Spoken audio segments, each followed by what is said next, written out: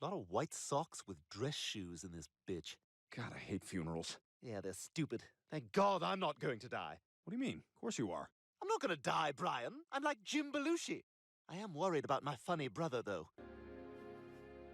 Stewie, could you please stop tossing and turning? It's hard enough to sleep in here without my memory foam pillow.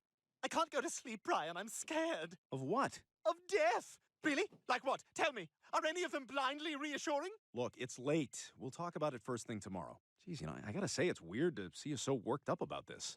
Our first stop today is a Jewish synagogue. So that side of the building was donated by someone named Get Out of Our Town? But we're here to talk about Judaism. So where do they think they go when they die? Where do Jewish people think they go when they die? Where do you think we go? Well, I don't know. That's why I'm asking you. Do you think that's part of God's infinite plan? I think your whole religion is a sham just so you can get extra holidays off from work. I say, this is quite impressive. Buddhism is an Asian religion that also has a significant following of annoying white people. Okay, that's good. I already know what noises to make if I'm one of those. Emotions either way, so they're the worst people to buy birthday gifts for. So I bought you a new Lexus. And I got you this tie clip. Thank you both. Now, the Catholics believe that as long as you accept Jesus before you die, anyone can get into heaven. Really? I accept Jesus as my Lord and Savior. What are you still doing awake? Changing the oil in my car. What the hell do you think I'm doing? Yeah, sure. Just let me go check my room full of gold and jewels. You see, every first thing he says is not the real thing. Nothing. Lights out. That's it.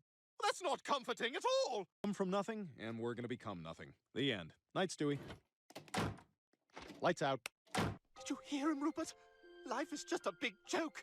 It's just sitting around waiting to die. But first, I'm gonna play ball in the house. Parents are right. Well, I'm not dead, but I do have a boner. Okay, death by cop. Hey, copper, come get me! I definitely don't want to die today. I have so much to live for. What are you waiting for? I'm wide open. Don't you hate how the heart is right about here? All right, Rupert. The old toaster in the tub never fails. He's getting all the glory. John Q. Taxpayer is left to clean up the crumbs. Breakfast bread just got perfectly browned. I just wish I could thank him. What the hell? Stewie, what the hell are you doing? I'm killing myself, Brian. You said it yourself. When we die, there's nothing. We just rot in the ground. Well, if life has no purpose, why not just cut to the chase? Nobody knows what comes next, so all we can do is pack the most we can into each day we've got. So what you're saying is, I've got to find my shaky leg poop. Exactly. Well, I have always wanted to be a singer-songwriter. No reason. You did it again. I swear to God, I will throw myself right out that window. Are my 6 assistants. I changed my mind. Kill yourself. Hey guys, can I share something with you? Sure, Yeah, go ahead. Well, you know how I don't ever brag about my sexual exploits. that would be an accurate statement, yes. What? You serious? Check it out. What the hell is that? It's a child's foot, Joe. A few months back, I got really drunk and was playing around with an elastic band. I mean, it still works the same. Oh, yeah, sure. Still a foot, I guess. Oh, hey, Cleveland. Hi. Wait, don't you have a show to do? Oh, that's right. Oh my God, where do I even begin? It's not a good sign that this is the first time a lot of people are realizing you had a show. We did about the same as Bob's Burgers. That's your bar? Oh, shame on you. The Talking Bear was so bad, Seth MacFarlane quit voicing him after season 2. What was supposed to be the show's audience? Who did you make it for? Like some black guy who's never met another black guy? Anything else? I don't have a DVD player. It'll be nice having Cleveland back across the street. Why? I think a lot of times you only say things because they make you sound good. Oh, Lois, I'm so glad to see Peter and Cleveland back together again. Yeah, me too. Now Peter will have something to do besides flushing the toilet to Foghat's slow ride. Peter, you're wasting tons of water! It's not a waste, and we need a faster toilet. Home sweet huh? What the hell happened? Well, a lot of people rented your house. Ryan Reynolds, Chevy Chase, and Dan Aykroyd. For a while, it was an orphanage where the children sang desolate songs. I really appreciate y'all helping me fix up my house. Cleveland, where should I hang the mirror? Right about here? Maybe a little higher. Oh, like, up here? I think maybe higher. This place is shaping up real nice. Hey, Cleveland, what's that? Oh, this is my bead door. It looks stupid. Why don't you walk through it? Turns out this old house is lacking in storage space, so I gotta make some tough decisions. I ain't no lawyer. I use whatever for my purposes. Could be a box spring, could be an old radio. Like this old computer monitor? Nah, that's a sitting chair. What for children? How about this telephone cord? I'm gonna go ahead and ditch these promotional McDonald's cups from the 80s. No, that's all we drink from. How do you live in a house with all this junk? Rather stay in a house with small kids. That was the moment I stopped being Dwayne Johnson and started being The Rock. Together, you and I make one biracial wrestler. Golden chair! Ow! That was my great-grandma's vase. On the drive up from Virginia, she kept that vase between her legs. What are you doing? Making sure you learn your lesson. Ow, it hurts! I can't believe Japanese men pay good money for this. We now return to The Gay Bachelor. Mom, Mrs. Brown spanked me. What? I was playing with Rollo, and I broke a vase, and then she gave me a spanking. Look at the size of that handprint. It's like Dr. J. Whoa, can I get some white bread on that judge? Okay, now, Chris, if you want to be a success, you gotta look worldly and sophisticated. And to do that, you gotta dress like Lenny Kravitz, with a little something from every part of the world pinned on you. B. Wilma Flintstone pearl necklaces, a fur shrug with crocheted sleeves, a hat on a hat, a watch on your pinky toe. And nothing says, look at me, I've been places, like 2 lit road flares hanging from your sunglasses.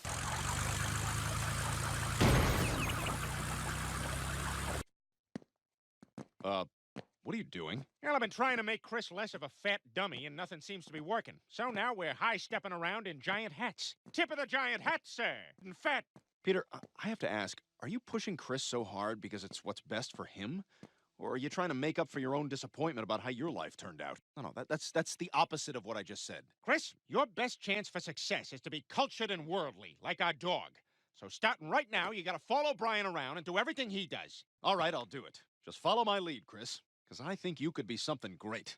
Who knows, maybe you'll even become one of those mission control leaders who gets all thoughtful while everybody's celebrating.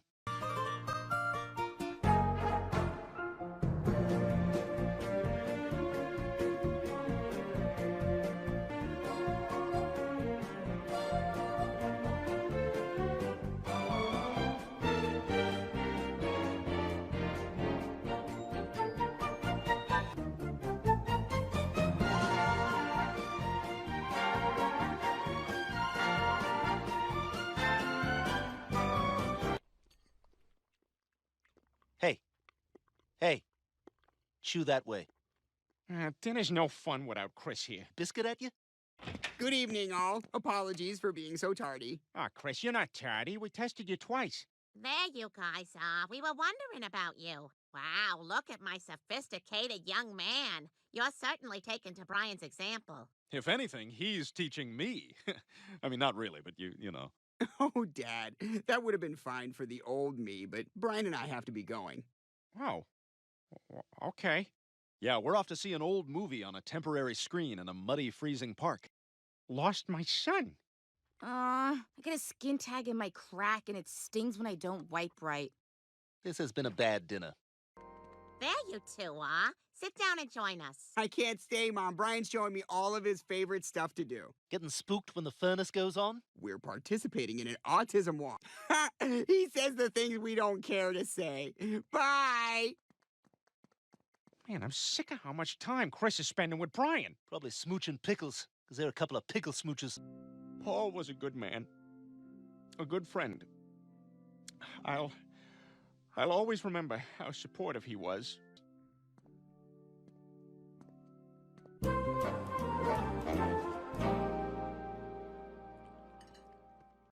World's greatest son.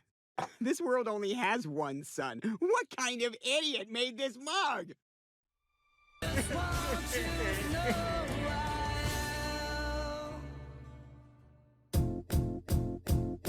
It might seem crazy.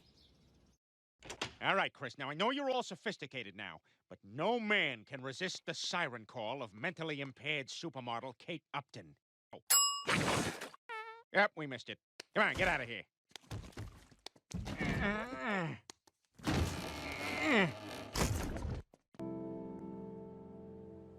Thanks for coming to the book club meeting, everyone. Well, I gotta say, I love this week's book, Annie Prue's The Shipping News. Yes. Very port noise complaint. That doesn't sound right. And he hated the noise from the local port, so he filed one of the very first port noise complaints in maritime law. And for those of us who read the complaints, trust me, they were very warranted. Brian, what the hell are you talking about? You clearly haven't read either of those books. Whoa, Chris, now you're starting to sound like Mark Twain, whose real name was Samuel Clemens. Oh, that is so your go-to.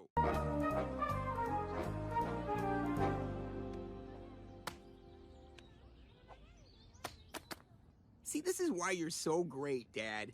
You don't pretend to be someone you're not. You do what you want. You don't care what anyone thinks. Well, I care what you think.